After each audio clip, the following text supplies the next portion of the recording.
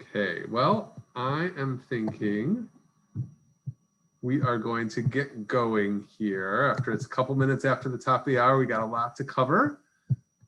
So we will start the presentation now.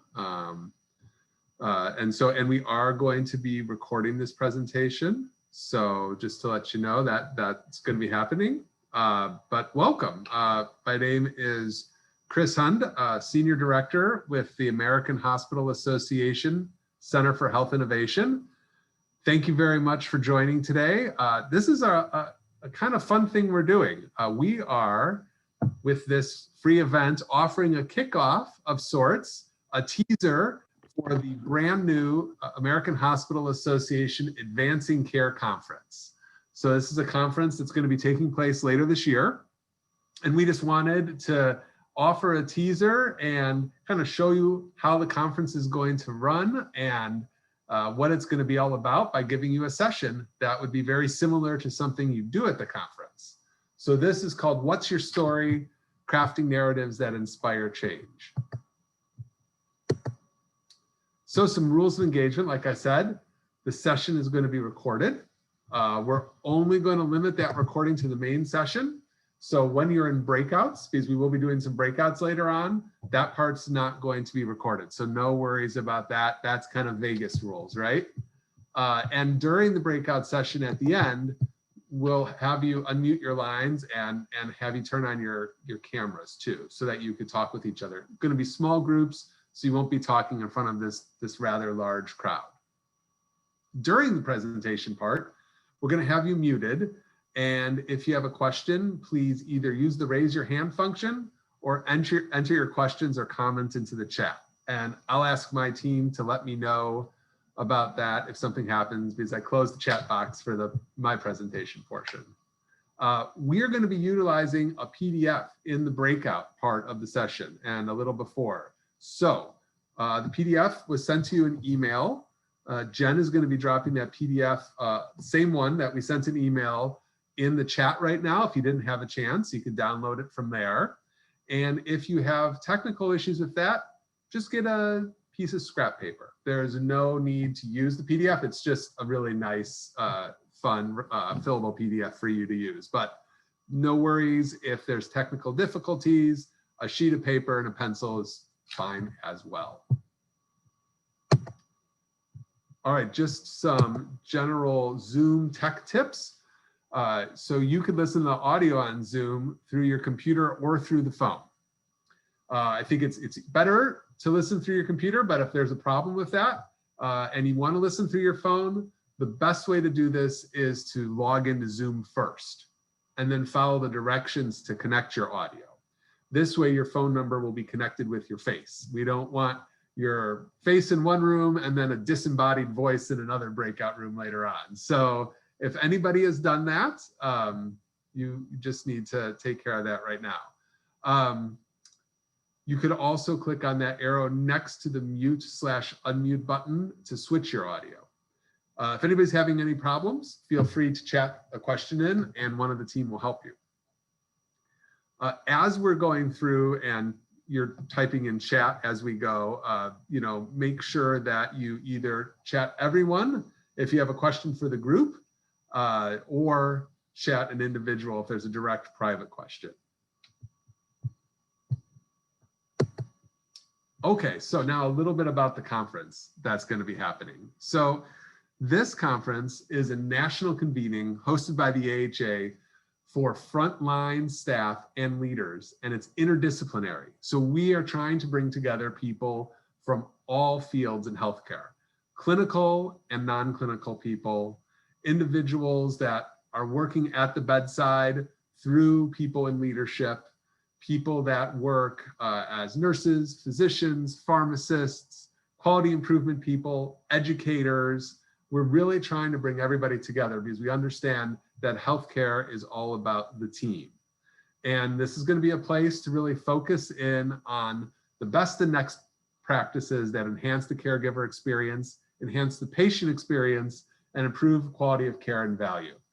So if you're familiar with the AHA's Team Training National Conference, that focus greatly on team steps, this is the growth of that. We thought it was logical in the year off that we took because of COVID to grow that conference, to bring in more topics, to make more connections to the healthcare world. So that old conference has been reimagined to this new conference. So you'll see a lot of familiar faces if you are a person who is used to going to the AHA Team Training National Conference. So who's going to this conference? Kind of like I said on the last slide, it's really the people who get things done. We're hoping that we can bring together really what the healthcare world looks like in the United States and around the world in a microcosm of our conference. So we want people from all different walks of healthcare life. We really want you to be people that consider yourselves as leaders, both in the formal sense and the informal sense. You know, you might be a nurse manager, or you might be a resident, or you might be, you know, a first year student, but we want you to come together and all collaborate and work in the same way. So what's the conference going to be about? Well, there's 4 main themes. One will be team performance. So you can see the connection to the old AHA National Team Training Conference. And team performance is really about creating better outcomes and creating an HRO using those elements of better teamwork and communication. We're going to have a theme on well-being. Well-being is all about resiliency, about battling burnout. I'm sure you have a lot of stories in the last year about battling burnout and about things that you've done that might help other people. We're going to take a deep dive on quality and outcomes, making those connections to all of the different patient safety practices you're doing or quality improvement projects you're working on. And then lastly, but not least, education and facilitation. We want to continue to make the connections into both pre-professional education and education in the health system, as well as connections into simulation, gaming, and the like. So we're really looking for those new ways, those best ways of tackling all of the kind of thorny problems that there are in healthcare. When you go through today's workshop and you're talking about your story, you might say, this is a story that really fits with one of these conference themes. This is something I'd love to share with the world. So keep that in the back of your mind as you go, that your story might be actually a great proposal for speaking at this conference. So this conference has a little bit different format. This conference is not just an in-person conference for 3 days. You know, conferences are great. Conferences are fun, but a lot of times I've attended conferences and I've thought to myself when I got home, oh my gosh, I learned so many different things and I don't remember what I'm supposed to do next. So the purpose of this conference is to solve a specific challenge or challenges and shape your own path. There'll be an online portion of this conference that goes from August to September. And in this online portion, you'll learn about the conference. You'll learn about specific challenges that you might solve by going to the conference, and will help you put together that path that you should take when you're at the in-person part of the conference. And that's really going to be a celebration. It's going to be a celebration not only of new ideas, but it's going to be a celebration of the resiliency of the field, because here we are back together again after well over a year. And now we have a chance to really share both our successes and our failures and our challenges, but also just that good feeling of being able to work together and collaborate again. And then after the conference, we'll jump back online and we'll continue working through an action plan to really help you solve that challenge that you did by attending the conference. So we hope that this is a really useful experience for you, and we hope that it's a new way of looking at what a conference is. When you think about this conference, the number one thing that will drive it is the idea of design thinking. And design thinking is something that you're going to be learning more about today as you put together your stories. And so that's why we have our partners from DoTank with us today. DoTank has partnered with the AHA on a variety of solutions before to help people come up with the next best great ideas. So they are partnering with us in this conference as well, and will be helping to drive the experience throughout the online and in-person portions. So I'm here and very happy to introduce to you our friends Matt Kelly and Mark McLaughlin, who are both here from Do Tank to walk you through today's exercise. So Matt, I'm turning it over to you.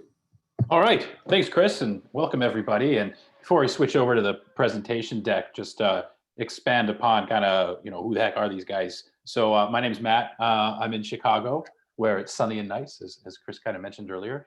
And I'm a business designer with Do Tank. We'll give you just a bit of a preview about kind of what we do and why storytelling ties so much into the work that we do, and ultimately into the conference that Chris was previewing there. But I'm joined here by Mark, who's going to be helping me out and working with me today. Mark. Hi everyone, Mark here. I'm the one that Chris mentioned that's from sunny and sometimes not so sunny Scotland. So I come to you through the airwaves where it's 20 to 5 in the afternoon.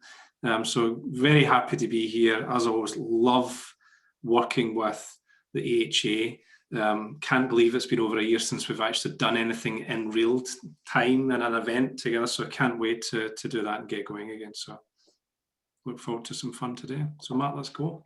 Cool. All right. So so we're a design thinking innovation strategy firm, and we help teams kind of figure stuff out. And a big part of the work that we do, most of our work's in healthcare, and you talk about the themes, Chris, in the beginning for the conference, and we've had the pleasure and the joy of kind of moving towards that area of kind of frontline engagement around HROs and clinical improvement and clinician burnout and these topics. And there's lots of kind of really cool work that we're doing, but almost inevitably there comes a need to tell a powerful story and convince someone of a point of view. So whether that's trying to spread best practices, as some of you in the room can know, try working on redesigning rounds with a room full of physicians. And if you can't tell a compelling story and make a good value proposition, you're in trouble, right? Or try to get a buy-in, whether it's resources and funding or just a thumbs up from senior leadership. Storytelling can have this connotation of something that's done around the campfire for entertainment purposes, but it's a necessary skill to basically instigate change. And there are kind of best practices and some tools and tips and tricks that you can do to kind of get that going. So it's involved in everything that we do, and we're excited to be part of this conference. So we'll be, one of the teams that's kind of involved in some of the pre-session stuff that Chris mentioned, and you may see us on site. Hopefully, you get a chance to come out to, as Chris mentioned, sunny and beautiful Chicago. So it should still be great in October. So for today, we're going to blow your hair back. This is a working session. I'm going to talk for like 15 minutes with Mark, and then we're going to kind of toggle between very brief introductions of sections on that PDF and you guys actually building something. So it's really a shepherded journey that you're going on, but you're going to have to take a bunch of steps yourself. So you're not just along for a ride. Hopefully you got that PDF, and really hope you will emerge from this with an architected story. It's going to be pretty high level, so hopefully you've gotten the chance to access this PDF. It can be reposted. Just mention it in the chat if you don't have it. It's an interactive PDF, which means you can click on any of these boxes that you see in blue and actually type. And you can actually type quite a bit of text. It will just shrink as you fill the space. So we're kind of cramming a lot, I think, on what's essentially a legal size sheet of digital paper. If you don't have this, or Adobe's just not cooperating today, as Chris mentioned in the introduction, it's a pretty basic structure. So feel free to do it in Word or do it on a sheet of paper. You'll still kind of have the same experience. So that's kind of the tool of the trade for today. And you're not going to complete everything. This is about hopefully getting some kind of tips and tricks and understanding how an architecture can help you create a robust outline and pull you through a process. But it's not going to be ready for review by the Pulitzer Committee or anything, right? So you're going to have, hopefully a really good, strong foundation and robust start. As we go, interact with the chat. So if it's a question about storytelling or the content on the screen, Mark or myself will answer that. If you have questions about the conference or just the community at large and who's here today, Jen, Christine knows we'll continue to interact with that as well. So, use the chat as an interactive platform. All right. So again, we're going to kind of roar through this. So take notes as you go. Pay attention to the things that seem to really resonate with you, and hopefully you gather something of value and inspiration. So as I kind of previewed in the beginning, the point of storytelling, at least within the professional context, is to influence change. You could say it's in the personal context as well. That change could be emotional or inspirational or designed to, get people to do something, right? And it's kind of the nature of life. So whether you can use these storytelling structures and approaches to simplify complexity. It's something that is a huge challenge in healthcare. It's a complex, highly regulated environment, not to mention how complex the science and the actual, practice of doing it can be. It's just riddled with complexity. And there's some really bad stories in healthcare. How many times have you seen just like ugly PowerPoints that just run off the side of the page, and they're really designed to be a pre-read, right? So simplifying complexity is really important within this context, and I think it's a useful skill set for people to have. It's being able to tell effective stories helps build trust, which leads to convincing people a point of view and aligning teams to action. So storytelling is essential for communicating and educating, but also kind of developing an esprit de corps and a general motion and direction towards doing something. So alignment is really huge. And as I mentioned, it's fundamental for pitching. So securing resources and buy-in is essential. It's just kind of the nature of living in a world with finite resources, that even if you're a mission-driven, not-for-profit or whatever, guess what? You got stakeholders, you got customers, you have a business model that you need to make sustainable. You need to convince people to invest emotionally with their energy, action, and ultimately sometimes dollars, right? So, we all know that these are, essential parts of all the work that we do. So we kind of break it down conveniently by breaking up the story and the telling. These are two fundamental parts that we break down. To do this effectively, you need to pay attention to all four of these things. So you've got your content, the guts, the meat on the bone, right? So hopefully you've got something that is interesting and compelling, but you can work on this. You can investigate, explore your content, you can interact with it. Alignment is about, if you have a team that's telling a story, right? It's really essential that you each have your own nuances, your point of view, your own personal flavor, but you have to be fundamentally aligned so that you're not at cross purposes, you're not contradicting each other.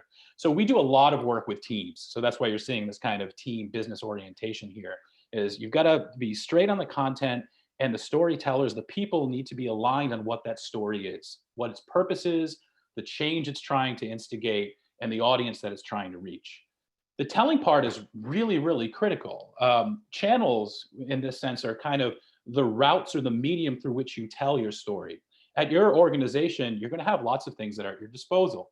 You might have access to a monthly, Zoom call. Maybe there's a newsletter that you can access. There could be an online LMS or kind of communication platform. But thinking strategically about how you disseminate the story, how you reach your audience, is kind of this strategic part of telling, and something that is sometimes overlooked by teams. And planning is how you tie it all together, how you make sure you create momentum. You might have multiple touch points. Your story might actually have different articulations, inflections, and focus points as you tell it to people over time. So we'll talk a lot about campaigning, right? So you might, for example, a few months before a conference, showcase something, and then a month later, kind of focus on a different part, right? So there's a planning and there's a journey that you're taking people through.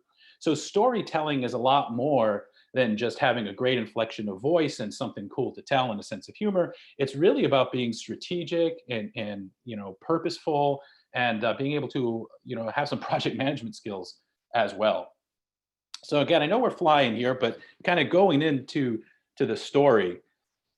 And Mark, I'll open it up to you here as well, because this is a fundamental part we're going to keep coming back to. All right. So when we think of a story, regardless of the chapters that you're telling, there's this kind of cross section that we think about, which is the head, the heart, and the eyes. Right. So the head is, your story has to make sense. It's got to appeal. It's got to have, hopefully, if you have access to it, some data. There's got to be a rationale to it. So how are you appealing to like the logical and the reasoning part of the people that you're talking to? Especially important in the sciences and any evidence-based field, right? So you need to have that head component. The heart is absolutely essential, right? So what's the emotional connection? How is this impacting the lives of people that you're reaching? Healthcare, while it can be rooted in science and evidence-based stuff, is largely a mission-driven field. It's about improving the lives of people, the quality of patient and family experiences. How are you telling that part of the story, right? So not just how does it work to the head, but but how does it really create value and benefit and human impact in terms of the heart? The eyes is it's gotta have a good sensory experience. I'm going to make this disclaimer because I actually do think it's really important. Um, the eyes, like, you may know your audience and know that I'm being very honest here.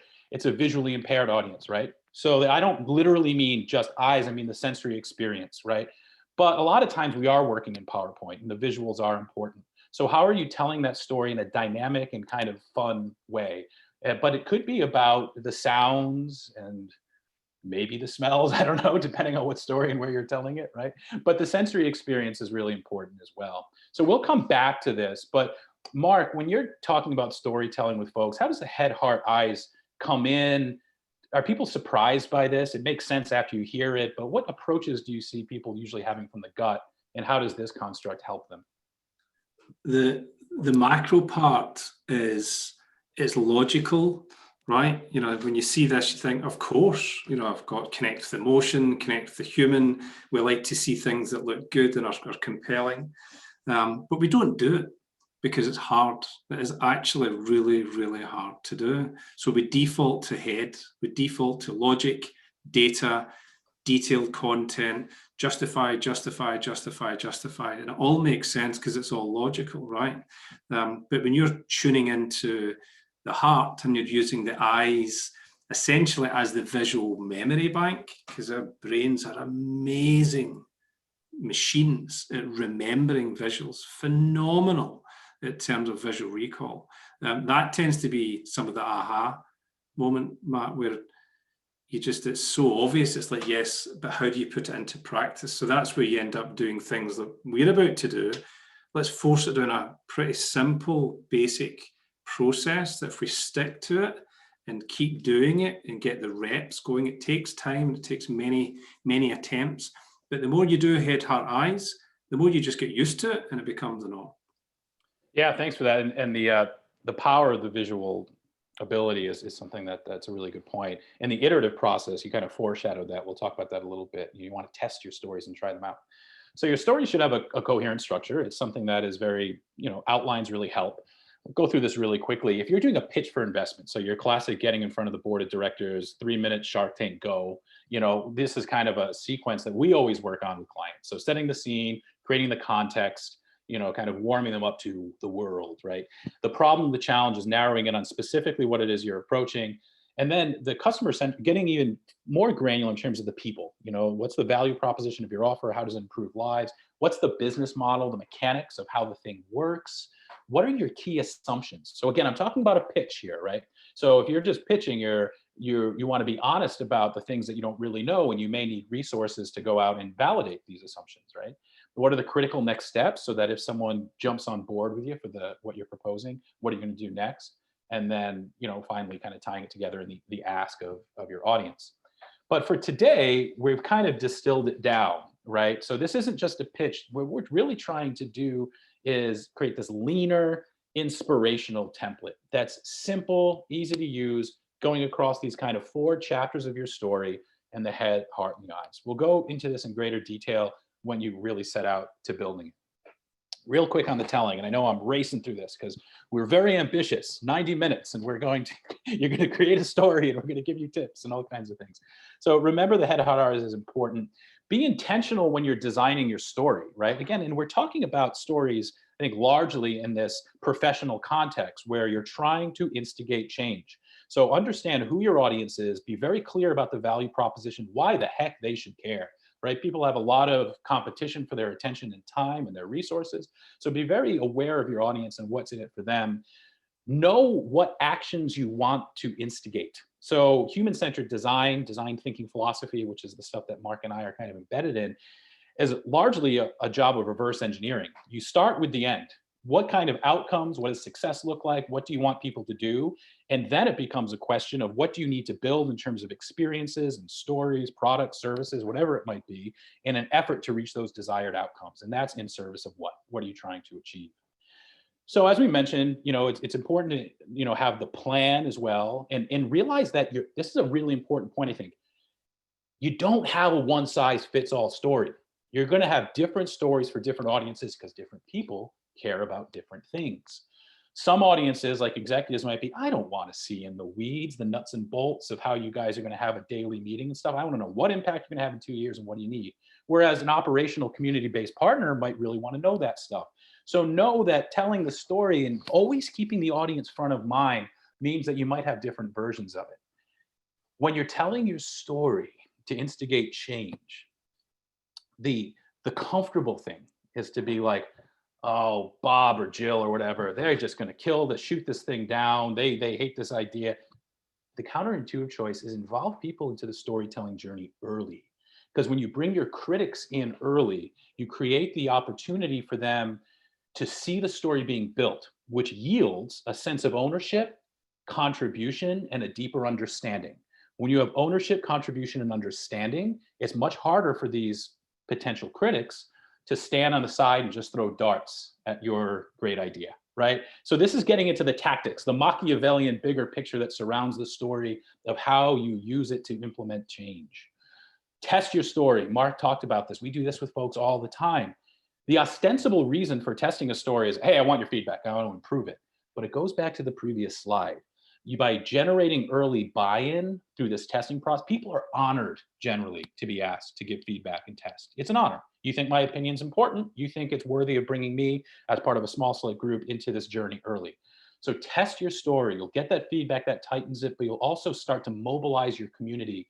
Part of great storytelling or pitching in a business context is so that on the day you walk in the room to make your presentation or whatever, it's already sold. Right? I know I'm talking very specifically about the pitching context, but think about your audience and how you mobilize them. And always remember, the point is to influence change. I'm running out of breath here. And have fun. Have some fun while you're doing it. Human beings like to tell them. They like to hear them. They like to participate in them and be around stories. It seems to be part of something fundamental about who we are. So have fun and embrace it to the best of your ability. There's no one way to tell stories. Some stories can be told silently. Right? They can be told with animations, graphics, visually, audibly, etc. Find your own voice, whatever that might be, and enjoy it. If you have pride and passion in something that you've done and you feel like it's a story that you want to tell and that you believe will create value for the people that hear it, be bold and go forth. Okay, Mark, before we dive into the template, sorry, I'm just serving you up like kind of the general field here.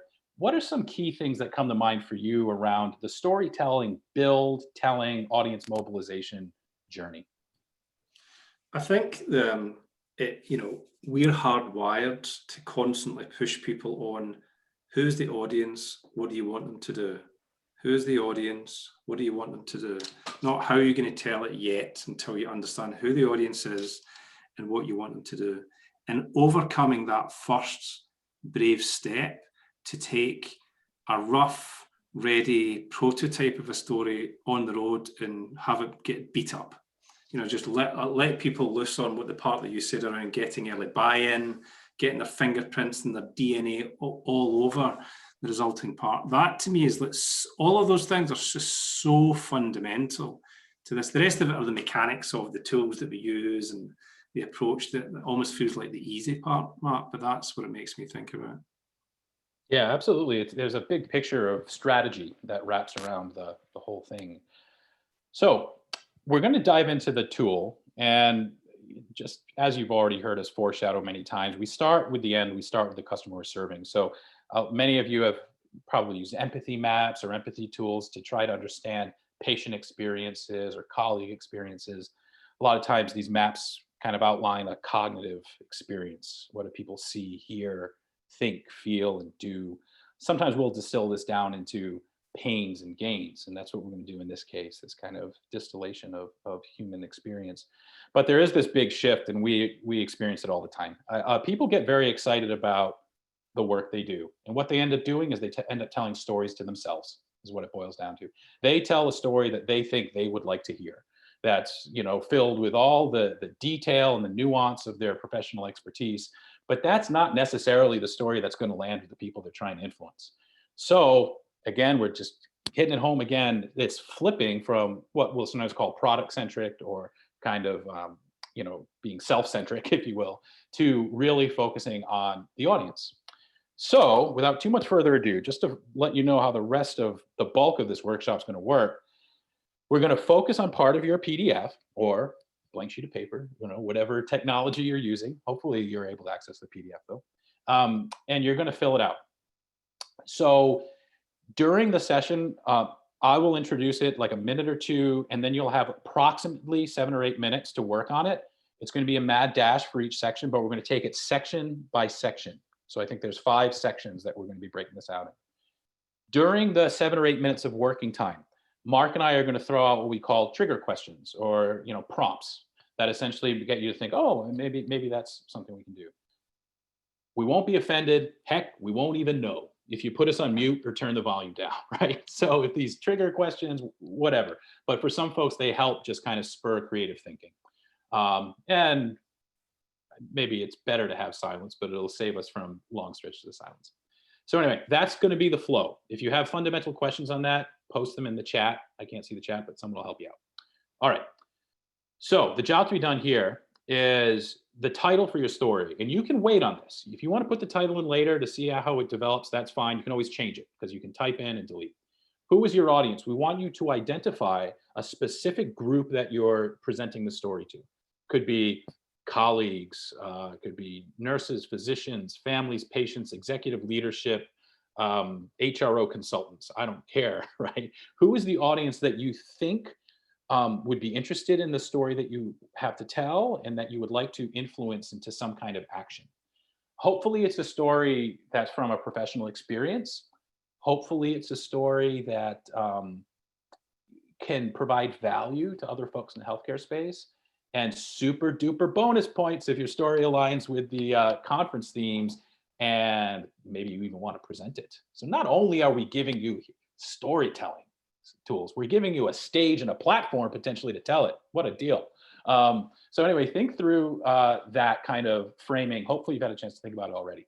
Then we're going to dive into pains and gains. Pains and gains are 100% about your audience. Don't even worry about the story yet. This is critical. Just try to understand the emotional and the cognitive experience of the folks that you're communicating with.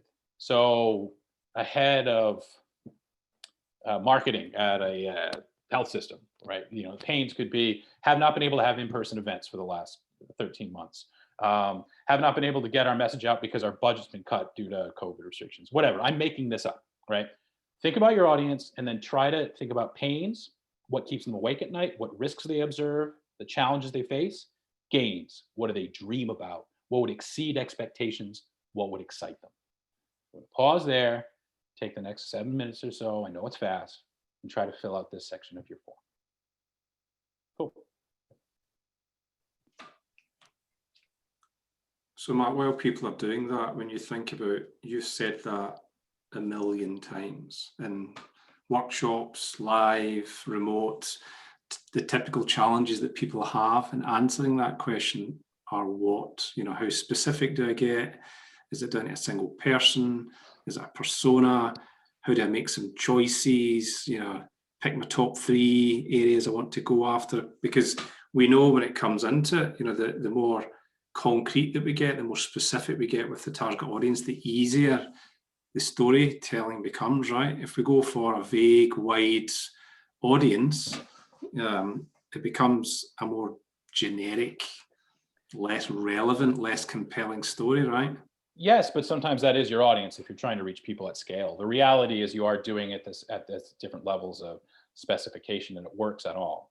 So the pains for a middle-aged innovation consultant in the United States, are going to be very broad versus the pains of a guy who had his 4-year-old get sent home from school sick today and is hoping the people on his workshop aren't hearing him scream in the background, right? So you're just going to have different levels of specificity depending on whether you're doing a persona or a person, and it's valid for both. Yeah.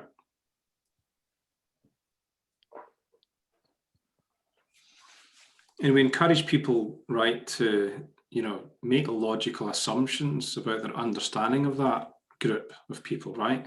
We can't know them inside out, top to bottom. We say, what do you think they hear? You know, what are they saying? You know, what do they feel? What are they thinking? You know, all of that circles around the things that keep them awake at night and the things that they dream of.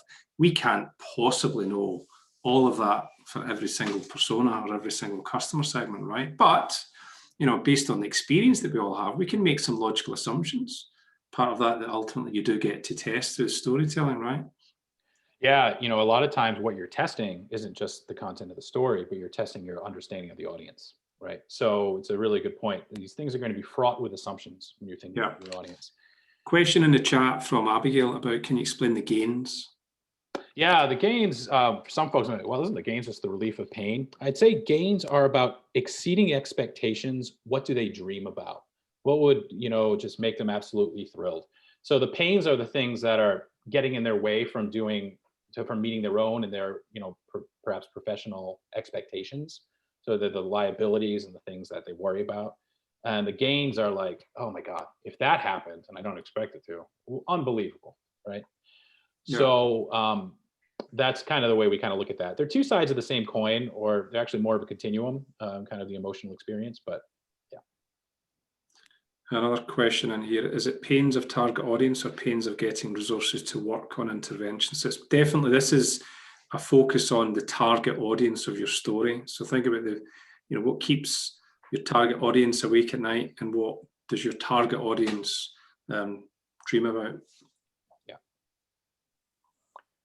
Because ultimately, why are we doing this is you're not going to be able to relieve all their pains. You're not going to be able to make all their dreams come true, unless that would be one heck of a story if it could do that.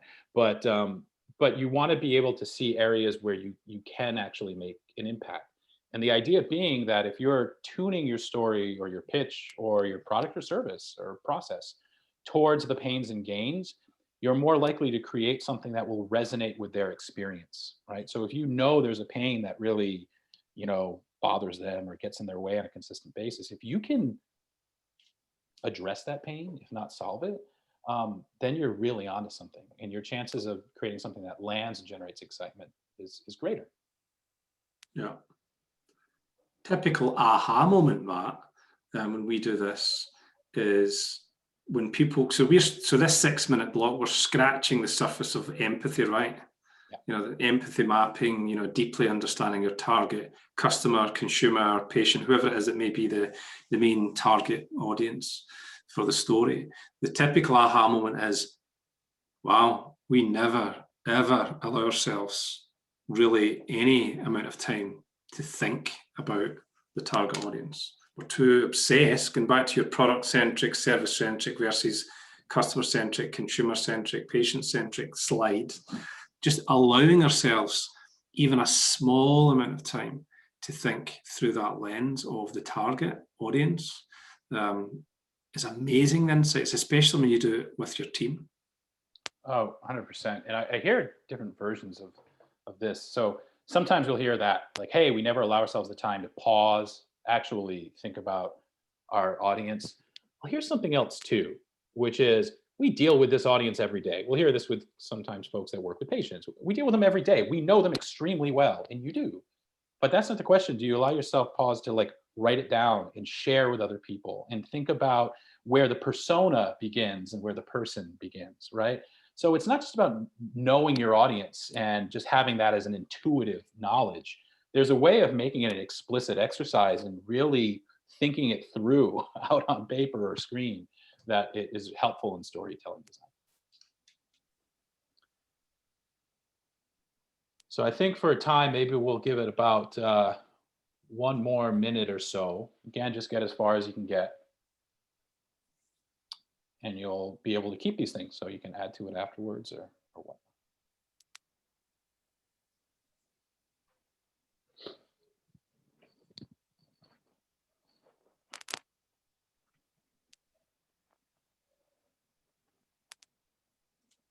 And I think it's important to note this PDF, you could actually, like I mentioned, there's multiple versions of the story depending on your audience. So you could have fundamentally the same story, but do this template entirely over again by just writing a different answer in who is your audience, right? I mean, there'll be overlap and common themes and probably 70% of it will be the same, but what are the points of emphasis and the things that you really hammer home, the nature of the ask, and the change that you're trying to instigate will be completely different. Yeah. So Tanya's logged a good one in the chat. There's also a difference in knowing patients in a clinical relationship versus knowing the experience of receiving care. Yeah, the context is very important. That is Yeah. true.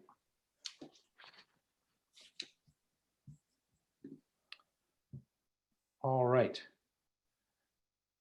So we're gonna, I think, move on here, if that's all right, folks. And let's go to the next part. Again, the nature of this is the working, kind of in the sandbox part of the workshop. So we're just gonna go on to the next section, the problem. And this is where the head, heart, eyes come in. So we've got 3 blocks for each. The head and the heart, is going to maybe be a lot of the content. So the head, you're going to think about the rationale, the data, the ROI, ultimately, as you go through the story, not for the problem part. I'm sorry, I got ahead of myself there. That will be more in the kind of solution. But for the problem, through the head, you want to think about the data in the broader context. So the problem's really a bit of the setting the scene. So in the story, think about what challenges you were addressing, what community you're serving or interacting with. And then the head is kind of like, the rational part of the story, the data, setting the scene, could be the geography, the demographics, whatever. You're thinking about, you're introducing your audience to the story in this section, essentially. You're getting them up to speed and you're painting the picture of the world in which you exist.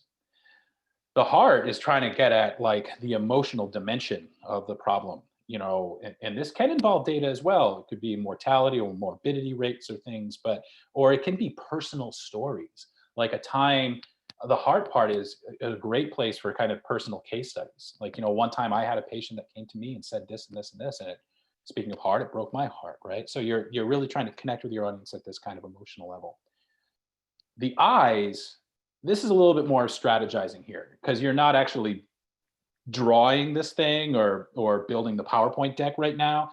Think of this as a kind of a bank to log, like, oh, I should use that photo, or I should use that clip, or I could put an image of this, or I could draw something on a whiteboard that would be a really cool theatrical thing, if you have that capability or desire. So the eyes is to think about a little bit of kind of the sensory experience, and you're almost kind of drafting it out, right? So again, the problem is kind of setting the scene and introducing the audience to the challenges you're working on. Mark, before we let them loose, any other framing to that in terms of what they should be thinking about for the next 7 or 8 minutes? No, I just think data, what numbers back it up, the problem, and from a visual perspective, close your eyes and what's the first thing that you see? What's the visual trigger that you see when you think about the problem that you're trying to describe, and trust your instincts. Yeah. I see something here from Abigail about struggling with the heart. And I always think of, think of it this way. So that the head and the data could be, we've had 3 patients fall in the last month on our unit. And that's data, and it's okay. How many people ask, well, how many patient days are there in the unit and all of this? But the heart is, do you remember Mrs. Jones? Mrs. Jones, the nice lady who always talked about her cat, and she had the pink glasses that we liked. Well, she fell, and she really injured her hip, and now she had to be moved to the ICU. And so there's your heart too, connecting into that data. It's putting that face with the data. So just a little aside there. That's really well put, Chris. I mean, there's statistics and there's stories, and they're both important, right? And you're telling a macro story, it's setting the scene in terms of the state of health and the community or larger. But then the heart is, what are the individual human consequences of some of these challenges that you're laying out? So that's well put. And it's okay to play on and be obvious with actual feelings. If this is something that creates sadness or despair or I don't know, whatever the emotion could be that the target audience feels as a result of this problem, I think stating the obvious sometimes is absolutely fine. We don't need to get too deep into it. Again, trust your feelings. Stating the obvious sometimes it can be a method for level setting and identifying with your audience, because you're trying to find common ground a little bit, right? So you'll hear us as a broken record. Remember your audience. So it's not just the problem, but what nuances to the problem really matter to the CFO, the chief medical officer, whoever it is you're talking about, right? So what you're trying to do here is get someone going from leaning back in their chair to leaning forward in their chair, right? You want to get them excited and interested in what you have to tell. The section's not about your solution yet. It's not about what you and your team did, the challenges you overcame, the ROI that you developed. It's about, think about a movie trailer, and we'll talk about this later for the share out. In a world where, right? This is where you're trying to get people to kind of see the environment that you'll be leading them into.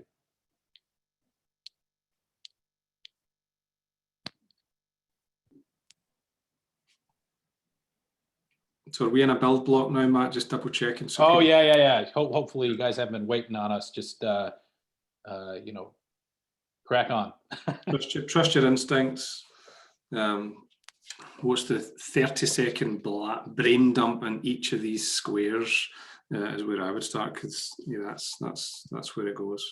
Yeah, outline bullet points, doesn't have to be perfect prose.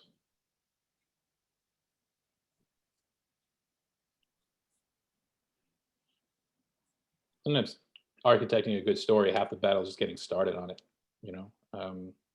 Where do I begin? So some structures like this hopefully will help you just add some structure, and you'll find that once you get started, sometimes it just pours out of you. I'm sure some people on this call or this workshop right now are experiencing that. Some not, I'm sure as well. But yeah, half the battle is getting started and having some kind of structure in which a vessel to hold your passion. Yeah. Just a couple more minutes, three more minutes. And again, the eyes is we do a lot of work with PowerPoint decks. It's the kind of the currency, I think, for a lot of presentations.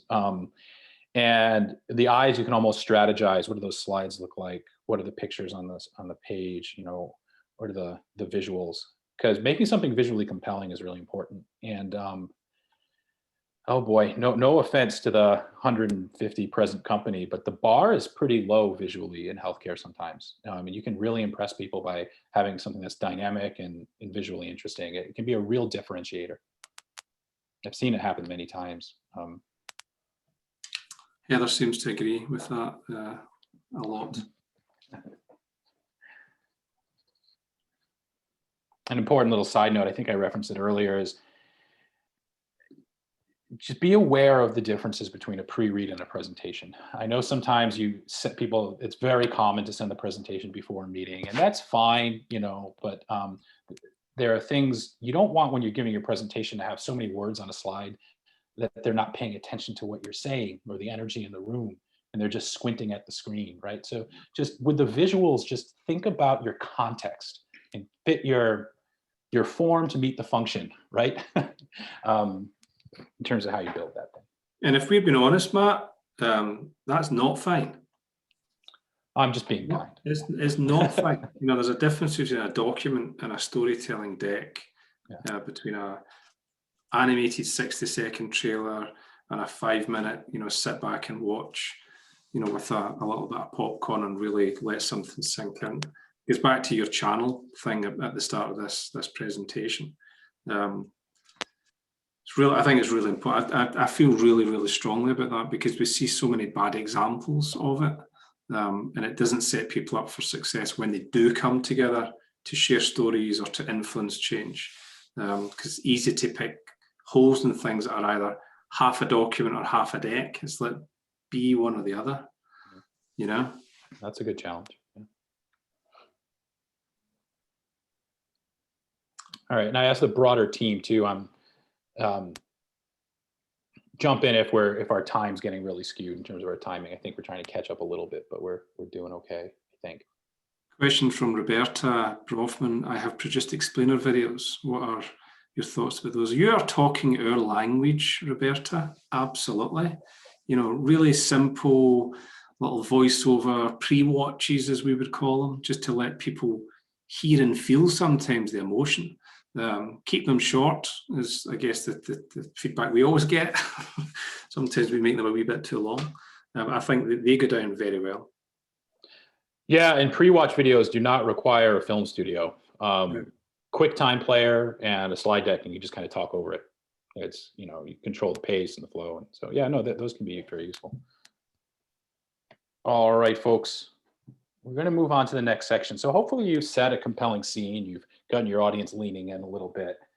This is where we really come towards, remember the head, heart, eyes. I think I have this slide in here like 6 more times. So get ready. The big idea. So we're just moving sequentially now to the next part. So the big idea is, this is where you can get into your solution, right? This is, you've set the scene, you've phrased the problem. This is really the guts. This is the heart of your story here in terms of, what did you do? Who was involved? What was your audience? And like, we'll get to the impact in the next section. So this is like describing the mechanics of the thing, the business model, if you will. So what happened? Who was there? Maybe some of the challenges that you focused a little bit, you counted a little bit. So on the journey, but you're really telling, this is the guts. So, we've kind of hammered the head, heart, eyes thing to smithereens a little bit, but yeah, think about framing it in terms of the numbers, the details, the outline of what occurred, the characters in the story. So this is where you're introducing it. Was me and Chris and Christine and Jen came together. It was April. It was a sunny day. We had this idea. We piloted it, whatever, right? And then the heart is starting to think about, how did you feel? Remember, you can be a character in the story as well. What was your emotional journey, your team's emotional journey? Were there moments of stress? Did you hit a roadblock that jeopardized the success of the whole thing? What happened when you designed your process within your business unit, and then you tried to transition it from the NICU to the transplant center, and then you got this, these obstacles emerged, whatever, right? So tell your story, tell the journey, and remember your audience, right? So if you're telling this to an internal audience at, say, your health system, you can make a lot more assumptions about who they'll know and who the characters are and the structure of your org. Whereas if you're telling the story to an external audience, you're going to have to invest a little more time and kind of explaining the fundamentals, right? So know where you can take shortcuts and where you need to really, pause to explain things.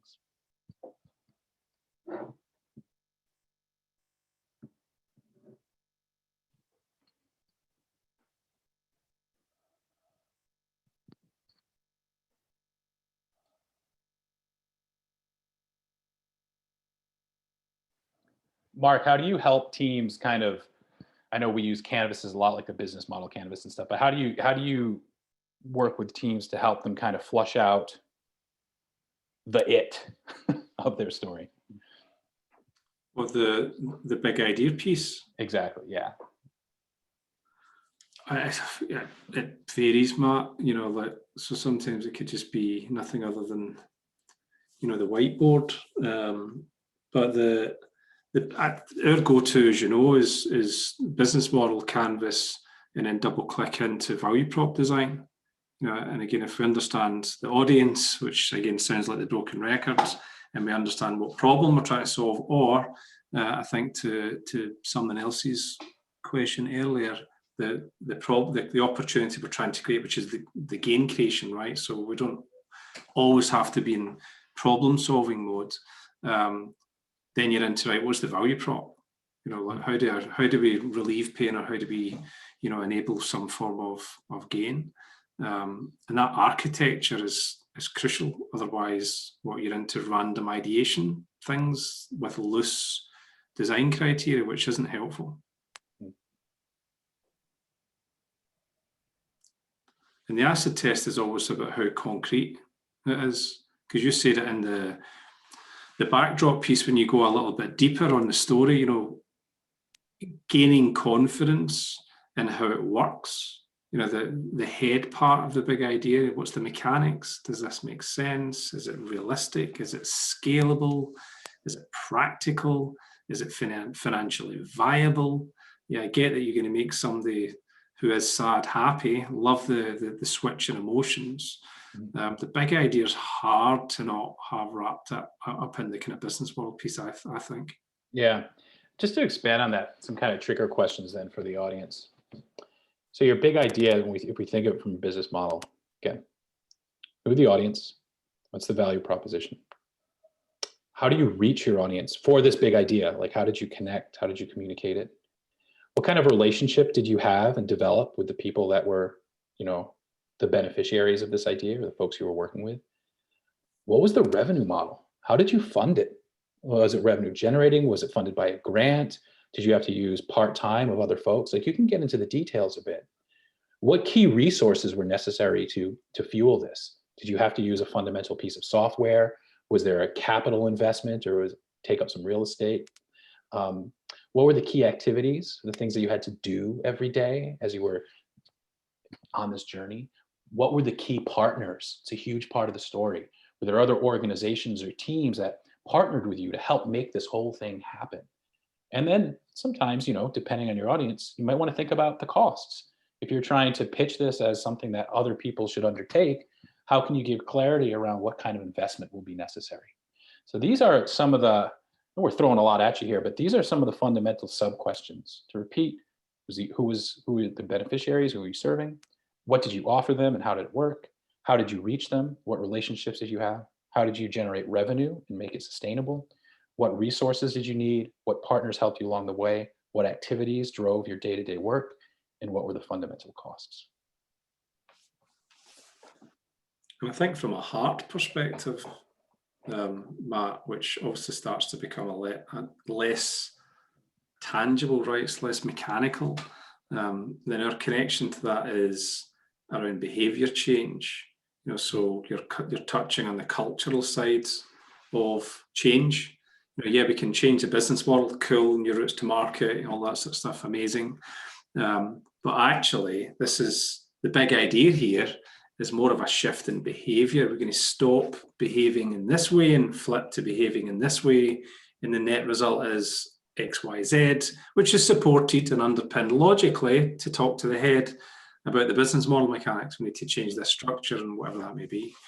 So that could be a really key cornerstone of any story when you start to talk to, obviously, the culture change aspects, which typically is more easily boiled down to when you talk about the actual behavior change.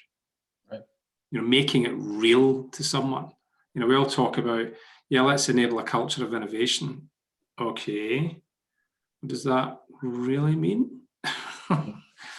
In our world, in my context, that means what exactly? Cool. All right, well, we're going to move on. And then I'd just say the eyes is great if you have evidence, pictures of the thing in play and photos of people and all that. It's always a good thing for this part. All right, we're going to go to the next section, which is the impact. So the impact or the consequences. What are the outcomes? What did you achieve? What change manifested, right? So it's kind of the other side. This is where I will say knowing the audience is incredibly important, because people are going to value different things. So the impact is, we improved this clinical outcome by this much, we reduced infections by X%, or we generated this much revenue, or we reduced cost in this way. So the head part, you're making a case for, how did you actually create change? So this is the exciting kind of flip side of what's going to matter to your audience in terms of the change that you created. The heart, we talked about it before. How did you improve people's lives? That's what it comes down to.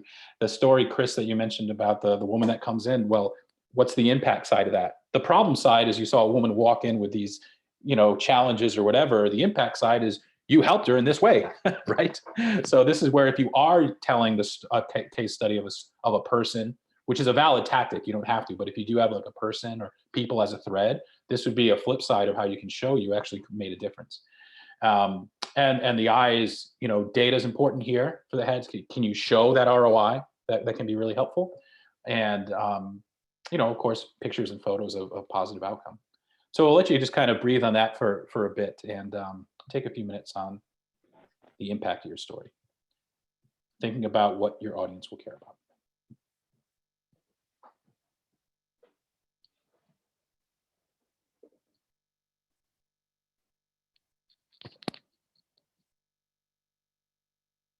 And if you have questions, lob them in the chat.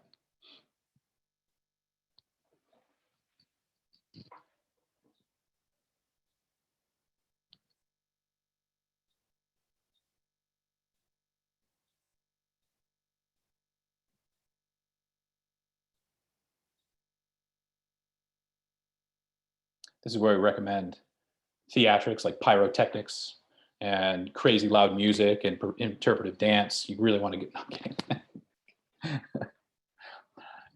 I've seen it. And when used right, I'm telling you, there's something to theatrics. It can be right. Not for every story, not for every person. But.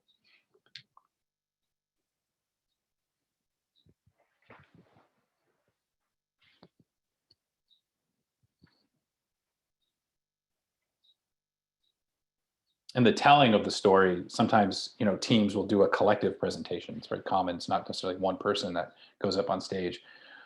Sometimes, especially in the impact part, multiple voices from your team might actually give their own perspective on this. Like Chris might have a different perspective on the impact and have a different story from Christine, et cetera. So when you're designing your story, again, it's not just about designing the content.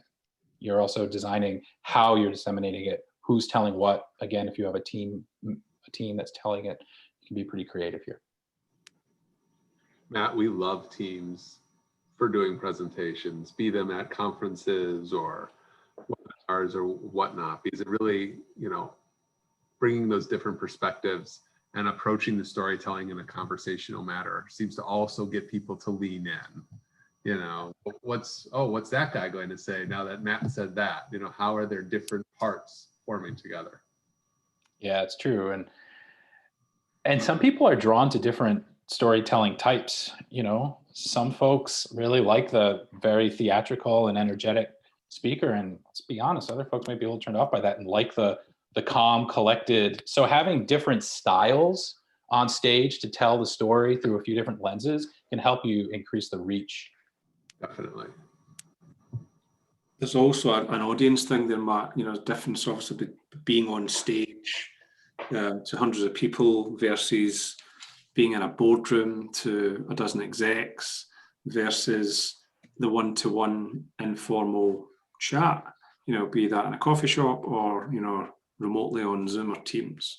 I think that for a team that's been involved in constructing the story, I think it was Jason that may have asked the question earlier that I tried to respond to quickly on chat, is use your own superpowers as best you can.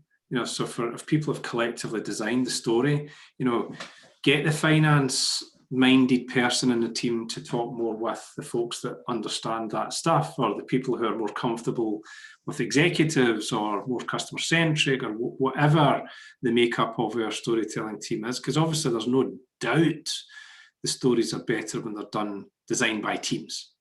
It's very hard to do on your own, right? So deploying the use of our own and personal superpowers is just a great way to get people to do it in different ways that's going to land.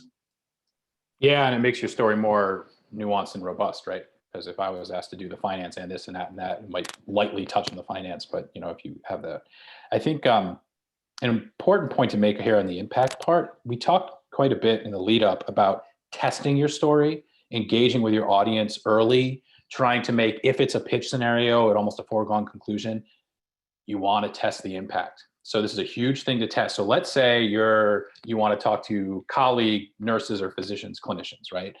Find 5 or 6 out of your audience of 100 and test the story with them and ask them, this impact, this ROI, this is the clincher. This is where we're trying to really bring it home. Did this land with you? If other departments or wings or whatever were able to achieve this, would this excite them? So the impact is kind of the flip side of seeing whether your value proposition truly resonates with your audience. It's a huge area to test right here. All right, we're gonna give it maybe another minute, and then we're gonna move on to the final section. And Matt, just so you know, because you don't have access to the chat because you're too busy being on stage and being all theatrical. It's just kind of sharing my screen. I can't. I'm only joking. There's questions about people seeing examples of this. So I'm conscious that I'm not responding to that because I don't have control over the content. That people have asked to kind of see an example of what you mean.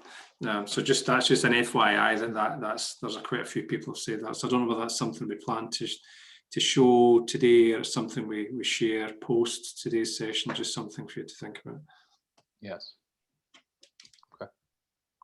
Yeah, I can talk about examples, but in the spirit of eyes, showing them is a completely different thing. But I'd say definitely just in general, if you have questions about storytelling or would like to see a little more of something, feel free to email us and follow up on that. And come to the conference in October where you'll see examples of this story and breakout sessions on stage from colleagues and peers. And in all honesty, that's the hope. I mean, I'm not even like this is designed against the types of stories that will hopefully inspire frontline folks. And in all seriousness, at the conference in October, we're hoping to get some folks to build stuff that kind of resonates with this. So come and see it. Enter the ruthless sales guy. I know. Click here. All right, so we're going to stop and move on here. Okay, the final section, key takeaway and advice. This is the summation. This is wrapping it up, all right? So this is like, what should people walk away with? This includes things like their call to action, what they should do, key takeaways, and we did this and we did that, and it impacted this, and it all resolved into this. At the end of the day, people's lives were better, and this and that, right? Advice would be, I think, if you're in a scenario here where you're trying to convince other people within healthcare to like kind of go on a similar journey, because I know we do a lot of work around, pause. There's a big thing in healthcare. Innovations are everywhere. Necessity is the great mother of invention. And at every NICU, in every area, in every hospital, there's amazing innovations that happen that get no further. And it's one of the tragedies of healthcare. Now I'm on stage, and and these things don't scale, right? These amazing, and there's all kinds of, and it's great to have competitions to invent new challenges, but how do you scale these things that are happening all around us? So if you folks as healthcare people know that you have something of value, and if you have the ambition that you can share this with other people and improve health outcomes at a larger scale by spreading it within systems, in between systems, and across states, then hallelujah and more power to you. So if you had advice, part of the big thing about scaling, I think that's a challenge, is that people don't anticipate, or let people see like where they might fall short and what they should look out for and the people that they need to have in the room. So the advice section is, if you were trying to gift this story as a means of inspiration and potentially scale, what would you tell a colleague in a similar situation in a different place, right? That's some of the inspiration for the advice. And one of the things that's so cool about the whole advancing care concept is it's a forum for people to inspire each other and improve outcomes by learning from folks that are like them on the front lines, not from a book or a study. So there you go. There's a bit of a rant, but the advice is something that's missing from a lot of stories. The closure of what does it mean to you? What should you anticipate? And if it's a request to like executives, what's the specific ask? Like, what do we need, right? So this is about bringing it home down the stretch to a strong close. Head, heart, eyes, right?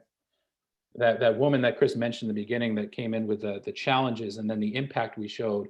Well, in this part, you can talk about, there are hundreds of thousands of people just like her, right? Imagine if we could take that single case study and make that happen at a much greater level, across healthcare in the United States, for example. That's where you can appeal to, we've kind of gone broad in terms of the problem and the challenge, then we've come narrow in terms of what we did as a team and what we, instigated. And now we can go broad again in terms of what are the possibilities. And you've just heard a cool story. What the heck does it mean and what's the point? That's what you're trying to do in this section.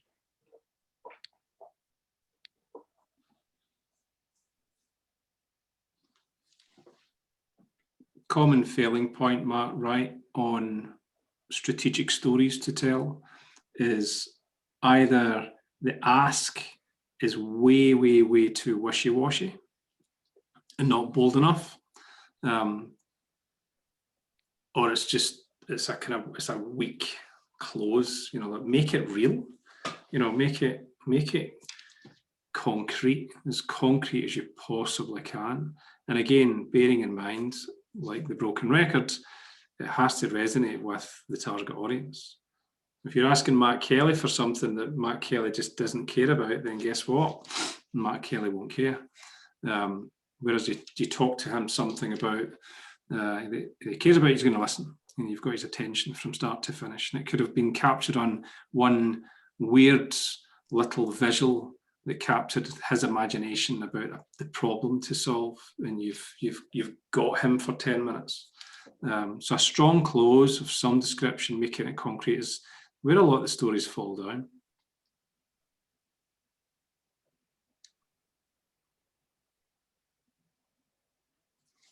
All right.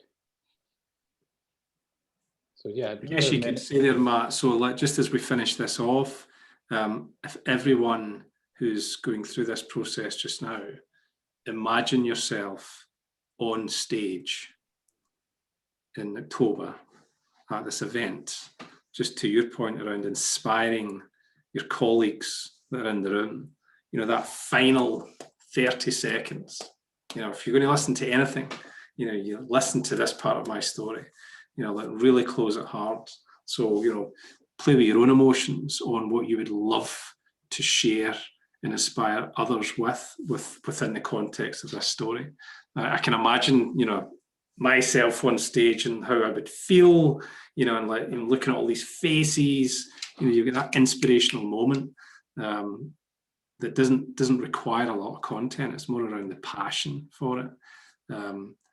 Matt, we've been at so many pitch competitions, innovation events, people who have won and lost on the way that they tell a story. I think it was Jason's point earlier in the chat, and like, how do you choose your storytellers? Well, it depends on the medium, right? Like if you're in front of certain people and certain crowds, you want your best storyteller for sure. But there's some bad ideas that have got funded or approved just because the story was kick-ass. It was clear, it was crisp, it was easy to understand, it was very difficult to say no to because it was real. Yeah. Cool. Right, guys. Well, your homework is to go tell the story. The end. No, it would be great if you did. Hopefully, it provides some inspiration. I'm going to go through a few more slides and then kick it back to Chris and Jen and the team. But yeah, hopefully this helped, and hopefully you do tell the stories. And in all seriousness, I don't know what the feedback loop is exactly. I know there will be a community around this digital community going forward, and Chris can speak to that, but it'd be cool to hear any feedback about, how your experiences have been and what landed and what didn't and all that sort of stuff. So just going to end with some just practical tips and tricks that, I think people have found pretty helpful. So I love this quote and it applies to stories and decks so much. There's such I'm such a big perpetrator of this myself. You want to fit everything in. You're excited about the detail. You want to jam it in, and you just feel a sense of loss if you didn't talk about this one thing. Slow down, look at what you've got. Think about your audience again, right? And it's okay to take some things away. People get in build mode. You need to have a mode where you're in trimming and editing. It's very important, and a lot of people don't do that. When you're telling the story, think about the presentation as well, right? Think about the pace. You're going to have some slides, for example, that you'll want to spend more time on. You're going to want to have some areas where you slow down and you really make sure the audience is connected, because it's an important part of the plot, right? And there are other parts that you might move a little quicker over, right? So if you give everything the same value, that means nothing really has extra value, right? So you want to think about, kind of the cadence. People like to feel like they're being told a secret. People like to feel like they've got knowledge that other people don't. And people certainly like to feel that their expertise and knowledge is respected, right? So knowing your audience and bringing those people in, and this is part of that idea of think about the people, if you're in a pitching context who could shoot it down, make them feel inside and essential, right? It's part of the human art of doing this. So let your audience come, right? No one wants to be condescended to. I mean, that's common sense, but be very intentional about it. Don't make slides like this, please, I beg you. So we talked about this earlier. Avoid slides that have a ton of text because they just don't serve the purpose. They're not fit for Medium. And then the human connection you're trying to make, it'll be very difficult to make it when people are busy just trying to catch up to what's written on the screen. So just don't do that.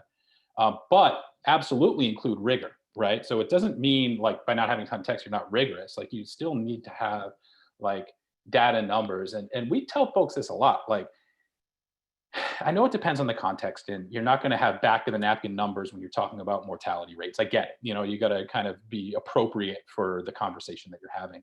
But when you're projecting and trying to think of a size of prize or an impact, like, it's better to have some kind of numbers or some kind of empirical sense of what you're talking about, and it paints a more concrete picture. So where possible, like, don't be shy about that.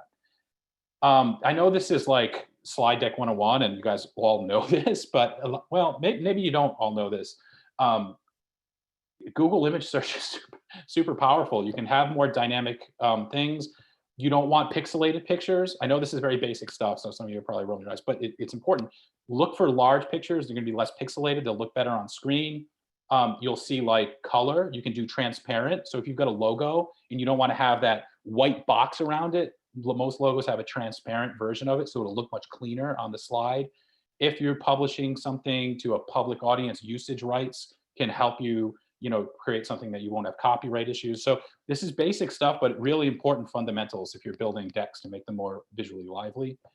If you're doing something that is kind of drawing and in person, learn a few basic icons and draw them well. You don't, as long as you can draw 4 things and no one asks you to draw the 5th, you're gonna look like Picasso. All right, cool. I'm gonna pause there and kick it over to Jen. The job here, you're gonna be assigned to random teams, and Jen, you can add if I'm wrong with this. It's a 10-minute total session. Don't take a long time. Go around your breakout room, say your name, where you're from, and just the highlights of your story. The In a World version, right? The little 2-minute trailer version of your story, just so you can meet some folks, take names, connect with each other on LinkedIn. This is about fun and having a community here. So I'll turn it back to you guys. Great. I'm going to open the breakout rooms now. So you should see a button to join your breakout. And so feel free to go ahead and click that. Or if you're having any issues, feel free to chat in or unmute, and we're happy to help.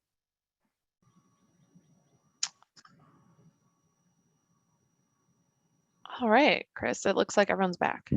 Great, thanks. I hope that went well for everybody. Yeah, I know it's quick, but it was really about giving that trailer. As Matt said, in a world, well, we want to see the movie, and that's really what the next step here is. So if you have a story that you want to share, that you really want to amplify, that you think others could learn from that are like you, we're very much, encouraging you to submit a proposal to present at the Advancing Care Conference.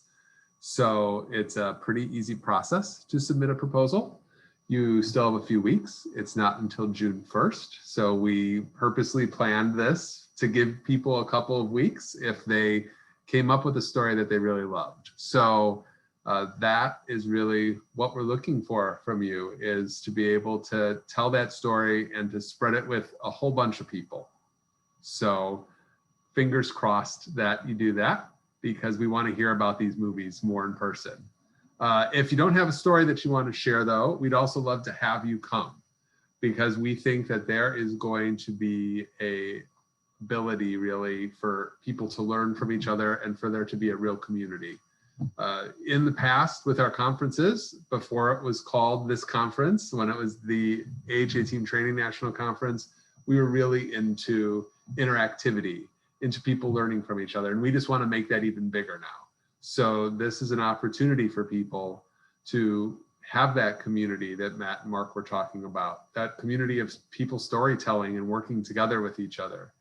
We want this conference to grow and to stick around, where people continue to talk after the conference and work on different sorts of design thinking activities to keep connecting their work together to each other, because we think that this is a really great opportunity to have a group of people together solving challenges and working year over year on solving different challenges together and taking that next step in the innovation of healthcare. So we are so thankful that you all came today and were here with us, and we hope to hear more from you soon. So early bird registration is opening in June, so keep an eye out for that. Consider submitting something before June 1st and stay in touch. If you have questions about the conference and anything we're doing with this new experience, we don't just want to call it a conference, because it's more than those 3 days. So you get in touch with us. You have our information here on the left-hand side of the slide. You have any questions about storytelling, about the process, get in touch with Matt. The do tank information's on the other side of the slide. So, you know, we work here in tandem and we really want to make this the best experience possible for everybody. So thank you all again for attending, and thanks for sharing an hour and a half with us and thinking about your stories. We appreciate it.